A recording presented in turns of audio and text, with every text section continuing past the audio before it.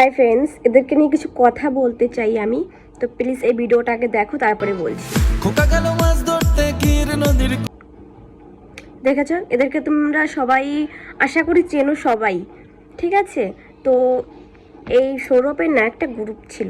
সে তখন ছোট মামুলি একটা ক্রিয়েটর ছিল। তার অত ভিউজ ছিল না, ফলোয়ার্স ছিল না।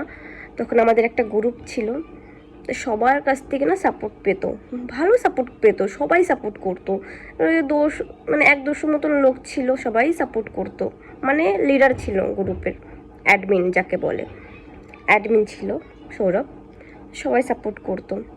মুম্বাইতে থাকতো, আমি মুম্বাইতে থাকি, মুম্বাইতেই থাকতো, মজদুরি করতো মুম্বাইতে। তারপরে তো বাড়িতে গিয়েছে। তারপরে সে ভিউজ দেখো, এখন যদি 100 জন যদি তোমাকে লাইক কমেন্ট করে না, অটোমেটিক না তোমার ভিউজ বাড়া চালু হয়ে যাবে। তার উপরে যদি কোনো বড় ক্রিয়েটার সাপোর্ট করে দেয়, তাহলে তো আর কোনো কথাই থাকে না, না? তো এই বড় ক্রিয়েটারের পোস্ট ধরে আজকে বড় হয়ে গেছে, তাই আমাদের মতন ছোটো ক্রিয়েটারদেরকে ভুলে গেছে। ঠিক আছে, ভুলে যাও, কোনো ব্যাপার না, তোমরা ভালো ভিডিও বানাও।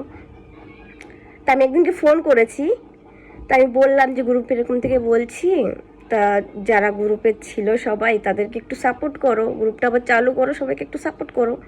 তা বলছি রং নাম্বার। তাই আমি বলছি সৌরভ, আমি মুম্বাই থেকে বলছি, তুমি চিনতে পারছো না? তা বলছি আমি গ্রুপ বানানো ছেড়ে দিয়েছি। তাহলে এই যে এটা লিখেছে, এইটা দেখো কি লিখেছে, লিখেছে এটা এরকম, যে বহুরূপী রূপটা যে পড়ে আছিস না সৌরভ, আজকে আমাদের জন্য আর এই বড় ক্রিয়েটরের পুষ ধরে আজকে বড় হয়েছিস, ঠিক আছে? সেই অকাতটা মনে রাখিস, অকাতটা ভুলিস না তুই, ছোট লোক কোথাকার।